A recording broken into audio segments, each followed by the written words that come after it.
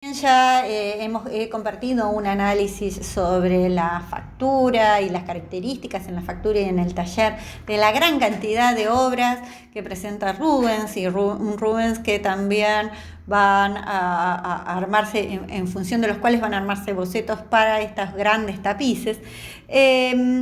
Si bien es un pintor flamenco, a diferencia de Rubens, va a pintar para las cortes, para la iglesia, para las grandes capitales, ¿no? En este caso es una obra que pinta para la Catedral de Amberes, en un gran formato, ¿no? Fíjense, son más de 4 metros por 3. Tiene influencia de Tiziano, que podríamos observar, el uso de los escorzos, la unión entre las mujeres mirando el sarcófago vacío, San Juan, y los otros santos que tocan el pie del querubín. Une en esto que hablábamos del mundo terrenal con el mundo celestial, esta idea de María como la que nos unifica. Y por el otro lado, bueno, elementos que tienen que ver con la luz, muy caravallesca, pero que ya empieza a observarse una luz basada en el color, podríamos decir. Hay toda una tradición que podríamos decir que podríamos hablar de 3 tendencias entonces. Por un lado, un realismo, un tenebrismo, una importancia de la luz y del claroscuro, en toda una tradición que podríamos vincular desde como pionero a Caravaggio y en adelante. La otra tradición que está más vinculada a los clasicistas, con Carracci, que recupera temas mitológicos, pero no solamente eso, sino que también estas resoluciones desde una búsqueda formal para recuperar temas también religiosos y distintos temas, y por el otro lado toda una tradición, toda una línea vinculada también al barroco que estaría ligada a esta tradición o a que ubicamos de Rubens en adelante, que es más colorista, ¿no? Es el color el que arma la imagen, es el protagonista, ¿no?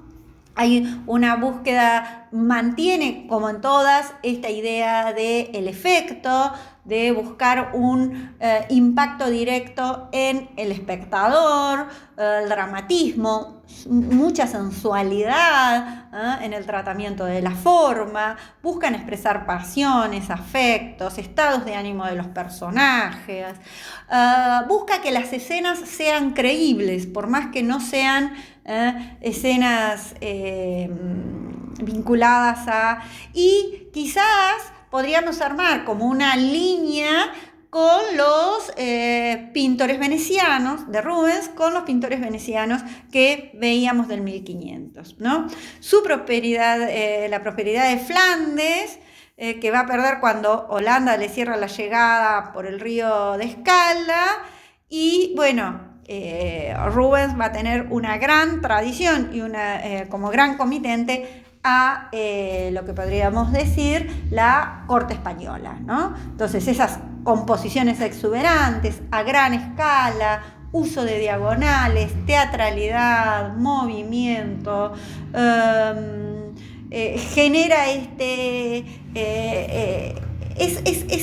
casi un clima festivo siempre lo que transmiten, así sean escenas de profundo dramatismo, por el uso del color que hace Rubens. En la otra imagen es el rapto de las hijas de Leucipo, en donde, pese a que estaban comprometidas por los gemelos lineoides, ¿no? Es decir, fíjense este rapto, cuasi no rapto. Después vamos a ver el tema del rapto la semana que viene en las esculturas, que es un tema muy utilizado en el barroco.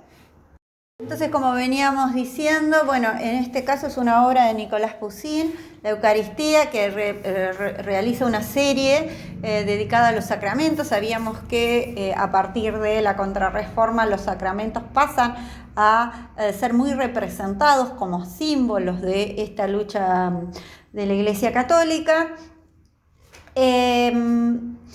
¿Qué podríamos observar? Bien, el uso de la luz, que nos remite siempre esta idea de una lámpara, de una fuente de luz, como hemos visto a Latour en lo que yo les compartí sobre la luz, en el caso de Caravaggio, pero remite a ese uso de luz. Pero son imágenes que tienen una gran solemnidad, la diferencia sería, ¿no? Hay una sobriedad dramática. Se dice que Poussin estudiaba, armaba maquetas con las pequeñas figuras para poder estudiar la composición, los juegos de luces y sombras, las poses, ¿no?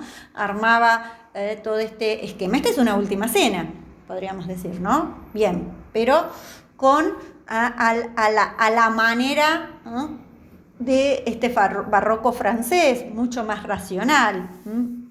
Hay una economía de los medios expresivos, hay un mayor, hay una belleza más racional, más mesurada, más vinculada a esta racionalidad francesa, que la vamos a ver también en lo que se ha conocido también en Francia como clasicismo, ¿no? Estas otras tradiciones dentro del barroco, ¿no? Es una manera de presentar y de pensar estas tradiciones y esto que yo les decía de la complejidad del periodo.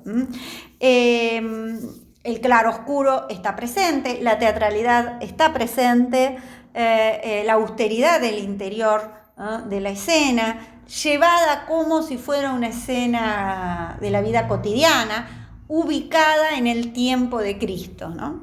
Otra escena que quería trabajar es, bueno, un nuevo género, el género del paisaje. Ustedes tienen un texto que habla sobre estos nuevos géneros. Bueno, en este caso es lo que se observa es una obra de Lorena o Lorraine, Claude Lorraine, puerto de mar con el sol naciente, ¿no? Esta idea de el amanecer. Lorraine era francés, pero se había instalado en Italia y es un gran pintor de paisajes. Es una época en donde incluso se desarrollan y se empiezan a realizar mapas. El arte de la descripción habla Alpers, ¿no? Esta idea de el ojo, que era el medio central de autorrepresentación, y la experiencia visual como un modo de autoconciencia. Hay una proliferación. En 1635, Bloch realiza un primer atlas, una especie de mapamundi de lo que se conocía hasta entonces, esta idea de los viajeros y demás. Pero en este caso, este paisaje es el resultado de muchos viajes. Es una escena bastante bucólica, diríamos, ¿no? Una visión idealizada, esa luz, es un paisaje bastante plácido, este puerto con una gran calidez en ese cielo, la luz que viene del centro desde atrás y la oscuridad se va acercando y abre el cuadro. Fíjense los indicadores espaciales que va a utilizar. La luz que se proyecta desde el sol es una luz directa, está a la mitad de la escena, no vienen focos de arriba, ¿no? Lorraine era un fanático de los atardeceres o de estos distintos momentos de la luz, ¿no?